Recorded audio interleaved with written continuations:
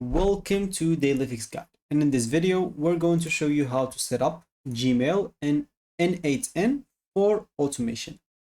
So as an example in here, we'll be able to go and start adding an example new projects. We can go and name it whatever you want. So for me, I'm just going to name it test and I'm going to click on save. So here, once we created our projects, we'll be able to start making an automation on the projects. Let's just go here and start an example from scratch. So as an example, I'm just going to add here something manually or first step. And as an example, the first step will be this, or the trigger will be something from Gmail. So I can just go here and choose Gmail.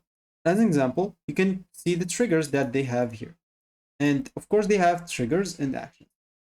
So for the triggers that they have on message received. So when you receive a message on Gmail, it will do something. Let's just go and choose that basically a trigger. Why not? This is basically how to Gmail like n8n. Very easy. So you can choose the credentials to connect with. You can simply just go and click, as you can see in this drop down menu.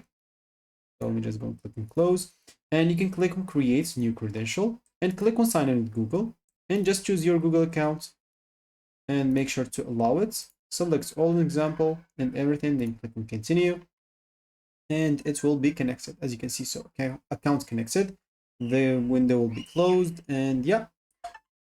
So once the account is connected, of course you can find like this re-sign in, but it means like nothing. You already signed in. Oh, click on it, so I'll have to sign in again now, but simply just go and sign in.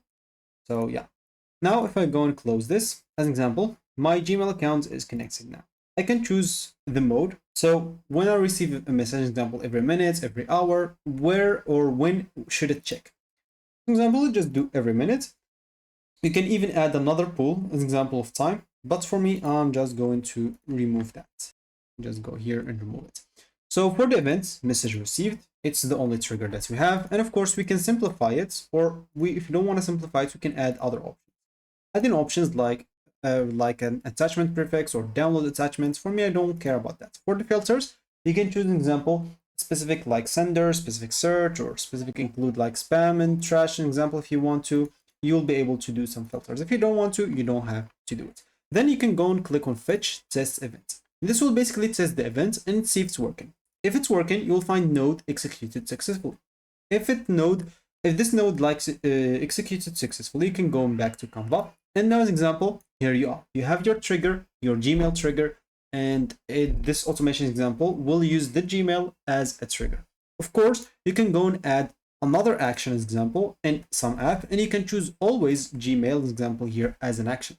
And you can maybe do delete a message, the same message that you deleted. So for the Google account or Gmail account, we'll choose the same one.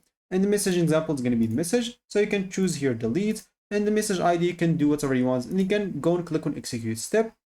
Of course, you'll have to give it an input first, and then you'll be able to try it out. And if it's working, you should be good to go. So that's how you basically set up Gmail and n8n for automation. So that should be it for me in this video. Thank you for watching and goodbye.